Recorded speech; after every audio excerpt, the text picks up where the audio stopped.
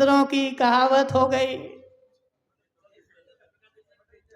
4 आदमी थे तुम्हारे गांव के, कौन कौन था? तो प्रवीण पारसोलिया, अरविंद भाई ओकावत, मानमल जी और बदामी लाल जी धीरावत। इस चारों के चारों जा रहे थे यात्रा के लिए, तो रास्ते में जंगल पड़ गया और ठंड का मौसम था। तो इन चारों ने बैठ करके वहाँ पर लकड़ियाँ बीनी और लकड़ियाँ बीन करके आग जलाई और आग जला करके तापने बैठ गए। वहाँ 4 बंदर बैठे थे, वो देख रहे थे।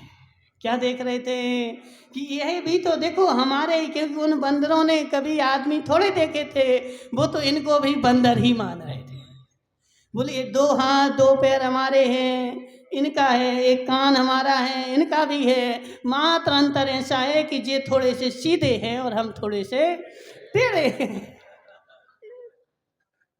तो बिल्कुल उन्होंने सेम मिला करके, और इन चारों लोगों ने क्या क्या किया वो सब हम कर रहे हैं। और सब करने के लिए इन्होंने क्या किया, बढ़िया रात भर लकड़ियां बीन करके और आग तापी। और चारों बंदर क्या बोले हम तो कितने मूर्ख जी, 4 तो बाहर से बंदर आए और अग्नि से ठंड मिटा करके चले गए, और हम यहाँ बरसों से रह रहे, और हमारे इर्द गिर्द सब जगह लकड़ियाँ पड़ी हैं, और फिर भी हम ठंड में ठुठर रहे, हम तो मूर्ख। दूसरे दिन से उन चारों बंदरों ने, अब वो 4 बंदर भी तुम्हारे यहाँ के थे, ठीक है। वो जो 4 बंदर थे ना, वो भी घाटोल के ही थे, और 4 जो आदमी थे वो भी घाटोल के ही थे। वो तो आग जला करके चले गए, और फिर 4 बंदर आए। कौन से बंदर? एक जो विनोद शेठ था, उसके पीछे और कौन था जी? विशाल गांधी था, ठीक है ना। और जी सुरेंद्र भाई मुंगानिया है, बगेरिया, और जी सुमती लाल जी, हो गए 4 जी। 4 बंदर बैठे थे कहाँ? पेड़ के ऊपर, और इन 4 बंदरों को देख रहे थे कि ये कैसा कर रहे हैं। इन्होंने अग्नि जलाई, और अग्नि जला करके और ठंड बिल्कुल मिट गई, गर्मी आ गई। तो कल से हम भी ऐसे ही करेंगे। वो 4 बंदर जी चले गए। दूसरे दिन वही 4 बंदर आए, और उन्होंने सारे गांव उस जंगल में से लकड़ियां बीनी, और लकड़ियां बीन करके बैठ गए। अब बैठने के बाद अग्नि तो बोले तपन तो आई नहीं रही, अग्नियों का ढेर लगा दिया, अग्नि का ढेर लगा दिया, और अग्नि का ढेर लगा करके और चारों तरफ बैठ गए। लेकिन क्या बोले तपन तो आई नहीं रही। एक क्या बोले देखो वो जैसे बैठे थे अपन वैसे नहीं बैठे,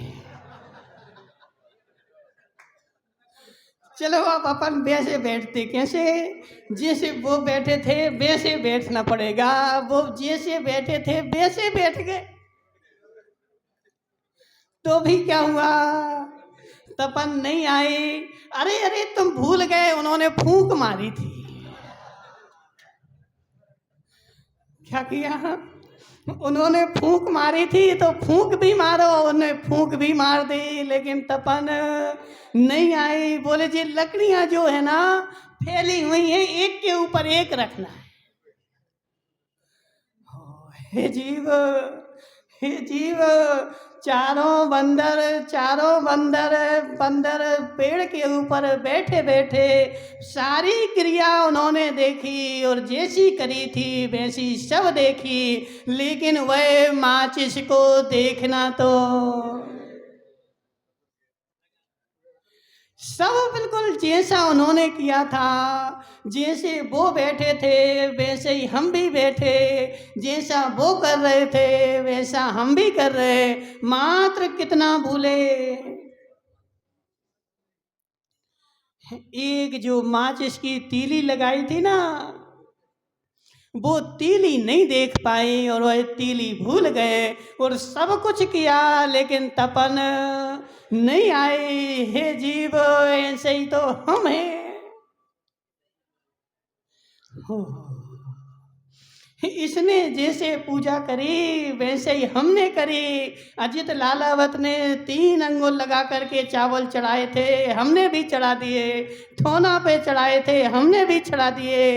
इनने खड़े होके करी थी तो हमने भी खड़े होके करी। प्रवीण भाई सोच रहा है, महाराज जैसे अजित करते हैं वैसे ही तो मैं करता हूँ, बिल्कुल किंचित मात्र भी उसमें कमी नहीं रखता।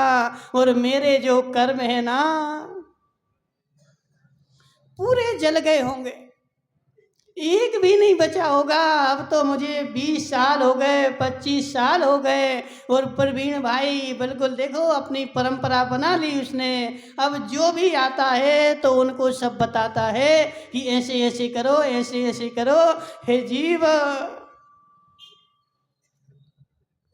अग्नि तो तुम भूला हुआ है, विशुद्धि की अग्नि, विशुद्धि की अग्नि। हे जीव, लकड़ियां जोड़ करके जब तक माचिस नहीं लगाएगा तब तक तपन नहीं आएगी। पूजा सामग्री रख करके जब तक अंदर में विशुद्धि की अग्नि नहीं लगाएगा तब तक तेरे कर्म नहीं जलेंगे। ये सब लकड़ियां हैं बाहर की। क्या तूने ठोना रख लिया, थाली रख ली, पूजा करने बैठ गया, जिनवाड़ी रख ली, स्वाहा